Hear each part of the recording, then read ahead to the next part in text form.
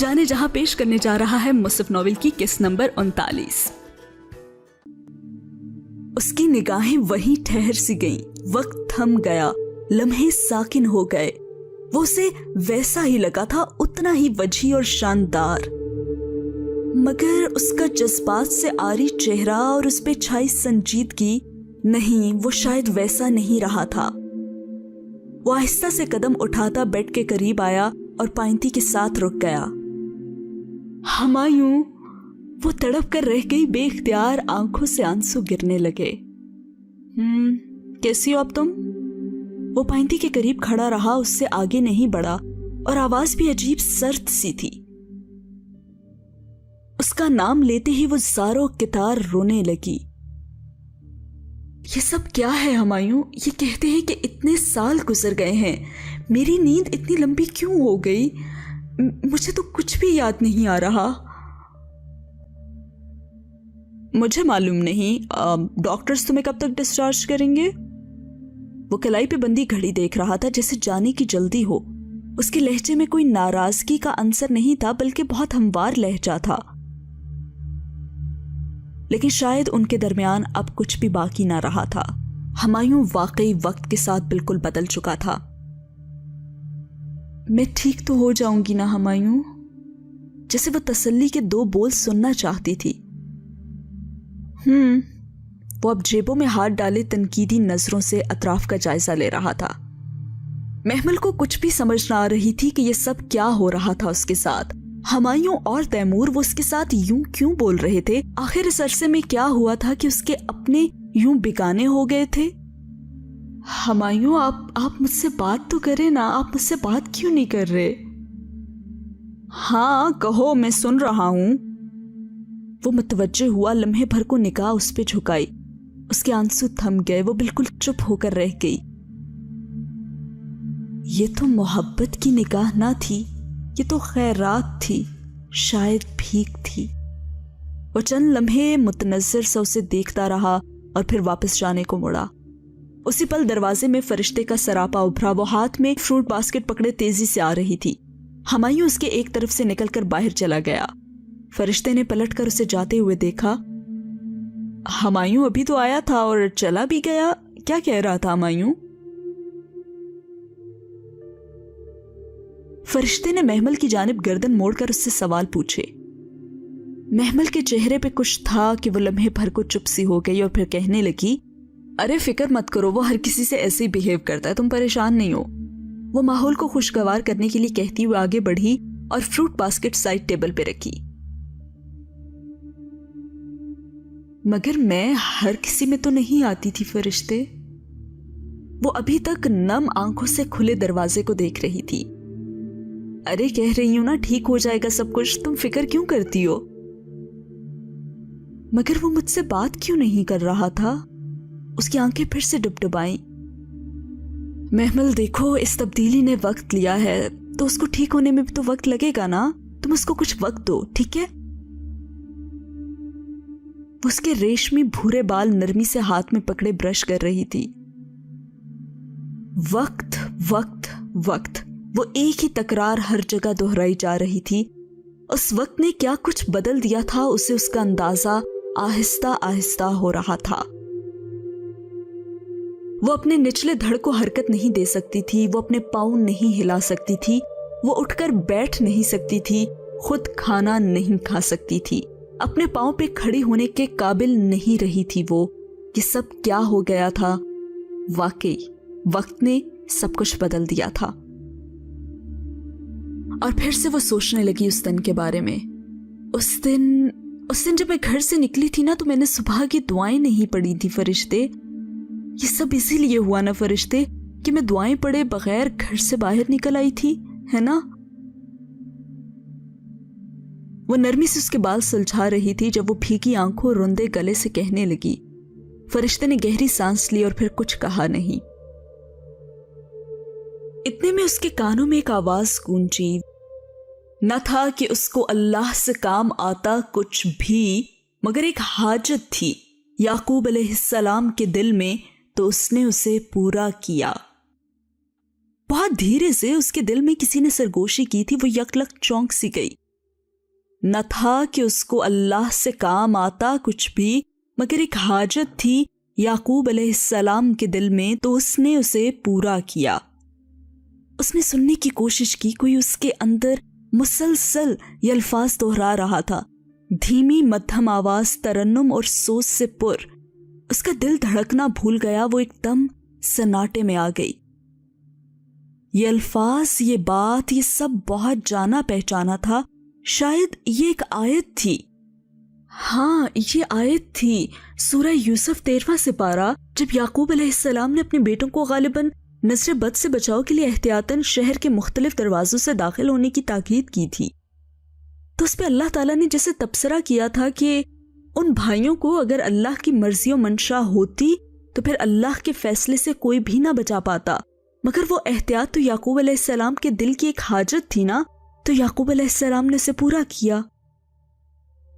एक खामोश लम्हे में उसने सोचा कि ये जो हुआ था इसे ऐसे ही होना था, वो जो मर्जी कर लेती, इसमें तो अल्लाह की मर्जी थी जो कि होके रहना था, ये उसकी तकदीर थी। शायद उसकी दुआओं ने उसे किसी बड़े नुकसान से बचा लिया हो, मगर क्या इससे भी बड़ा कोई नुकसान हो सकता था? कोमा, माजूरी, बेजार शौहर, बितकता हुआ बच्चा, अब रह ही क्या गया था उसकी जिंदगी में। और फिर एक आवाज आई, कितना कम तुम शुक्र अदा करते हो। किसी ने फिर उसको जरा खफकी से मुखातिब किया। वो फिर से चौंकी और कदरे मुस्तरब हुई। ये कौन उसे बार बार अंदर ही अंदर से मुखातिब करता था? ये कौन था? और फिर उसने फरिश्ते से कहा, प्लीज मुझे कुछ देर के लिए अकेला छोड़ दो, यहां से चली जाओ प्लीज। वो बहुत बेबसी से बोली तो फरिश्ते का उसके बालों में ब्रश करता हाथ रुक गया। फिर उसने जैसे समझकर सर हिला दिया। ओके, ठीक है। उसने ब्रश साइड पे रखा और उठकर बाहर निकल गई। जैसे ही फरिश्ते बाहर निकली, उसने दोबारा से उस आयत के बारे में सोचा, हमने बसाया तुमको ज़मीन में और हमने तुम्हारे लिए इस जिंदगी के सामान बनाए, कितना कम तुम शुक्र अदा करते हो। यह आयत थी सूरह एराफ की। कोई उसके अंदर ही अंदर उसे झंझोड़ रहा था, पुकार रहा था। उसके अंदर बाहर इतना शोर था कि वो सुन ना पा रही थी, समझ ना पा रही थी। फरिश्ते जैसे गए उसने आंखें मूंद ली। अब उसके हर सू अंधेरा उतर गया था, खामोशी और तन्हाई। उसने गौर से सुनना चाहा। चंद मिली जुली आवाजें बार बार गूंज रही थीं। हम तुम में से हर एक को आजमाएंगे, शर के साथ और खैर के साथ। कह दो बेशक मेरी नमाज और मेरी कुर्बानी और मेरा जीना और मेरा मरना सब अल्लाह ही के लिए है, जो रब है तमाम जहानों का।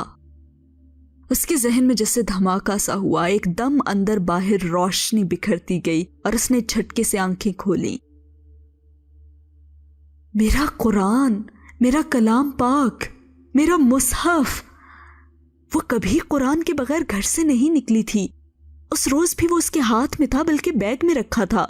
जब वो एक्सीडेंट के बाद इधर लाई गई होगी तो यकीनन वो भी साथ आया होगा, तो फिर उसे इधर कहीं होना चाहिए। मगर 7 साल, उसे याद आया वो 7 साल दरमियान में आ गए थे। उनके पीछे तो हर शय गोया धूल में गुम हो गई थी। ओ खुदाया, वो क्या करे।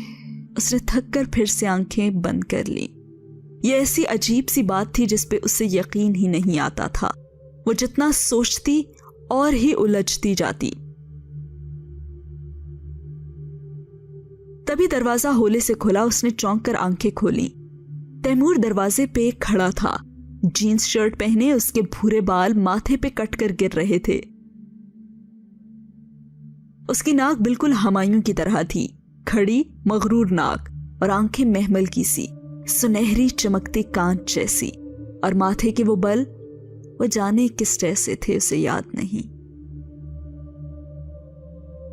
तैमूर मेरे बेटे, तैमूर बेटा इधर आओ। उसको देखकर महमल की आंखें जगमगा उठी। वो उसका बेटा था, उसका तैमूर। इधर आओ ना बेटा। Where is my dad? वो उसे तनफ्फुर से चुभे हुए अंदाज में बोला था, मुंह फट, अखड़, बदतमीज। اگر وہ اس کی ماں نہ ہوتی تو یہ 3 الفاظ اس کے ذہن میں اس کے متعلق فوراً ابھرتے. بیٹا وہ بھی آئے تھے پھر چلے گئے, تم ماما سے نہیں ملو گے کیا؟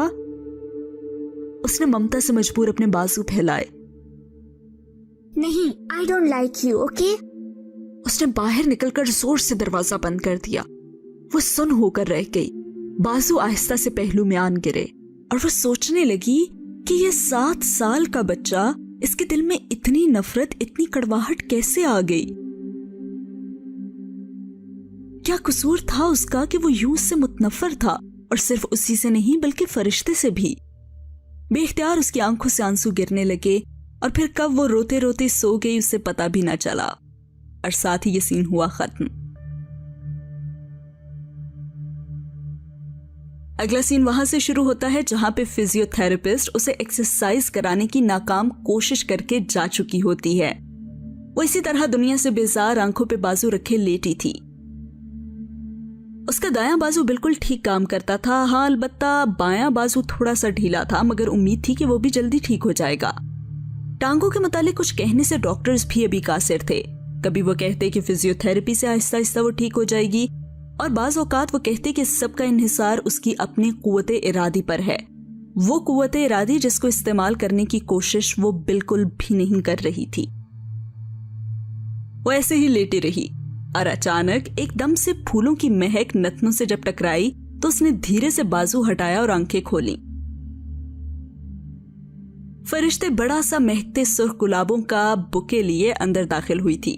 اس کے سیاہ سکارف میں مقید چہرے پہ وہی مخصوص ٹھنڈی سی مسکراہٹ تھی. السلام علیکم مائی سسٹر, کیسی ہو بھائی تم اب؟ اور یہ تم نے فزیو تھراپی والے کو کیوں بھگا دیا ہے؟ وہ کانچ کے گلدان میں گلدستہ لگاتے ہوئے بولی تھی. مجھے کسی فزیو کی ضرورت نہیں ہے, میں ٹھیک ہوں, اور یہ لوگ مجھے گھر کیوں نہیں شفٹ کر رہے؟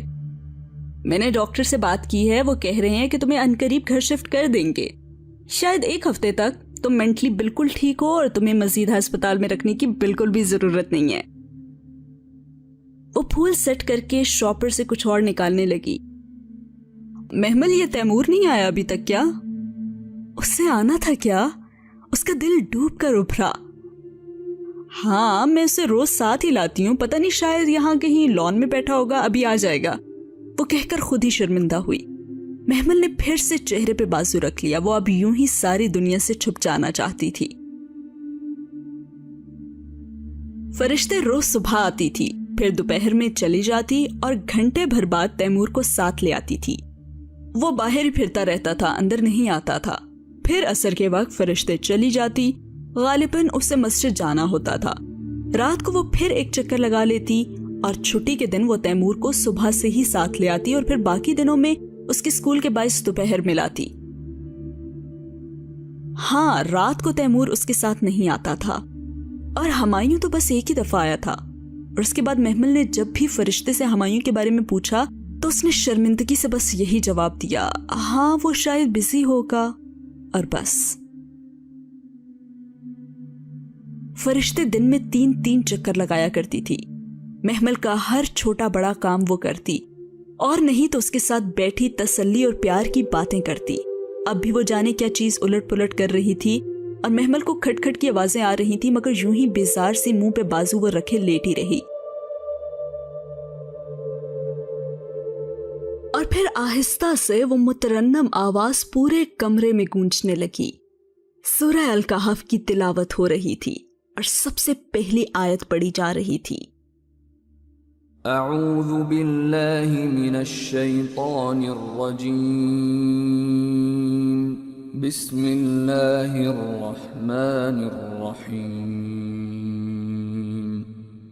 الحمد للہ الذی انزل على عبده الكتاب ولم يجعل له عوجا. سب تعریف اللہ ہی کو ہے جس نے اپنے بندے محمد صلی اللہ علیہ وآلہ وسلم پر یہ کتاب نازل کی اور اس میں کسی طرح کی کجی اور پیچیدگی نہ رکھی. اس نے جھٹکے سے بازو اٹھایا. فرشتے ٹیپ ریکارڈر سیٹ کر کے ہاتھ میں پکڑے کیسٹ کور کو بند کر رہی تھی. محمل کی طرف اس کی پشت تھی اور پھر ایک آیت پڑھی گئی.